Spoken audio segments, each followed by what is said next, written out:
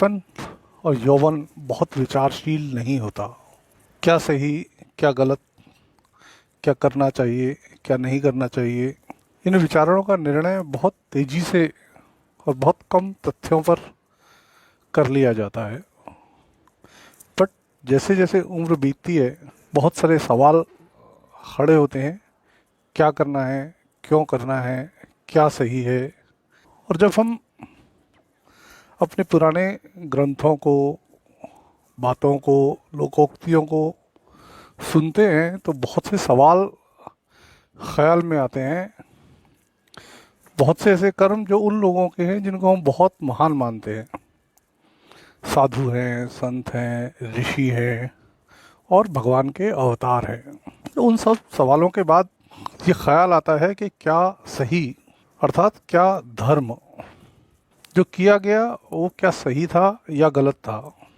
धर्म की जितनी कथाओं में, धार्मिक ग्रंथों में जो वर्णन मिलता है, धर्म का अर्थ है जो धारण किया जा सके या जो धारण कर सके। जो धर्म का अर्थ मैंने समझा है, वो धर्म का अर्थ है कि धर्म शरीर और आत्मा दो अलग अलग का होता है।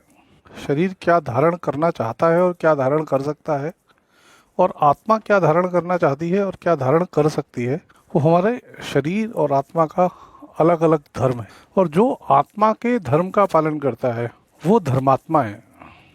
जो शरीर का धर्म है वो मन और बुद्धि दो से चलता है, जबकि आत्मा का जो धर्म है उसमें बुद्धि का कोई स्थान नहीं, वो सिर्फ मन से होता है, वो सिर्फ आत्मा से होता है। तो इसलिए हम देखते हैं जो धर्मात्मा है वो एक अलग शब्द है। जो धर्मात्मा है उनके एक अलग कृत्य है।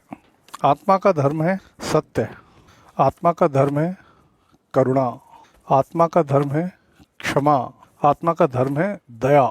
इन सब को जब आत्मा धारण कर लेती है तो वो धर्मात्मा हो जाती है। लेकिन जो शरीर के धर्म हैं, वो शरीर जिसमें आत्मा निवास करती है, उसके धर्म, उस शरीर के धर्म शरीर पे और शरीर से बने हुए रिश्तों पे। तो जो शरीर का धर्म है वो शरीर के लिए है और शरीर से बने हुए रिश्तों के लिए है। आत्मरक्षा शरीर का धर्म है। हम आत्मरक्षा के लिए जो करते हैं उसमें फिर रिश्तों के लिए धर्म है उससे पहले आता है। और जो हमारे शरीर से जन्मे हुए रिश्ते हैं उन सब के लिए जो धर्म है, एक पुत्र है, एक पिता है, एक भाई है, एक दोस्त है, एक सेवक है, एक मालिक है। एक ही आदमी एक ही साथ बहुत सारे काम कर रहा है और उस हर रूप का, उस हर व्यक्तित्व का एक अलग धर्म है। उसी शख्स को पिता का धर्म भी निभाना है, पुत्र का धर्म भी निभाना है। उसके पिता को पुत्र धर्म भी निभाना है, पति का धर्म भी निभाना है। अगर कभी हालात ऐसे पैदा होते हैं कि दो अलग अलग रूप में किए जाने वाले धर्म अलग अलग कर्तव्य की मांग करते हैं तो धर्म संकट होता है। और कौन सा धर्म निभाया जाना चाहिए, किस धर्म को पहले निभाया जाना है, वही मर्यादा है। श्री राम मर्यादा पुरुषोत्तम है क्योंकि उन्होंने सारे धर्मों को निभाया और साथ में किस धर्म को कब निभाना है उसको बिना किसी संशय के निभाया। जब भी हम किसी एक ही धर्म को निभाना चाहते हैं और बाकी हर धर्म से मुंह मोड़ लेते हैं तो हम सबसे बड़ा अधर्म करते हैं। सारे धर्मों को निभाने का एक रास्ता निकालना ही जीवन है। भगवान राम ने राजा बनने से पहले अपने हर धर्म के साथ न्याय किया।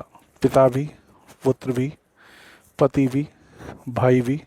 लेकिन उसके बाद जब वो राजा बने तो उन्होंने अपने पूर्वजों के सामने शपथ ली कि मैं राज धर्म को निभाने में किसी भी और धर्म को आड़े नहीं आने दूंगा। और यही कारण था कि उन्हें न सीता को वनवास देने में संकोच हुआ, ना अपने राज दरबार में आए पुत्रों को उन्होंने गले लगाया जब तक ये निश्चय ना हो कि वो मेरे ही पुत्र हैं।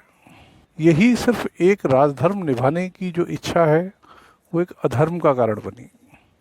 भीष्म पितामह ने बाकी हर धर्म को छोड़ के सिर्फ एक धर्म निभाने की कसम खाई, एक धर्म निभाने की भीष्म प्रतिज्ञा की कि मैं अपनी आस्था हस्तिनापुर के सिंहासन से जोड़ के रखूंगा। और उसी धर्म के कारण उन्हें अधर्म करना पड़ा। द्रौपदी का, अपनी पुत्रवधू का चीरहरण देखने का। ऐसे बहुत से दृष्टांत हमारे ग्रंथों में हैं जिनमें हम धर्म और अधर्म, जो मन में संशय पैदा करते हैं कि धर्म क्या और अधर्म क्या, क्या सही और क्या गलत,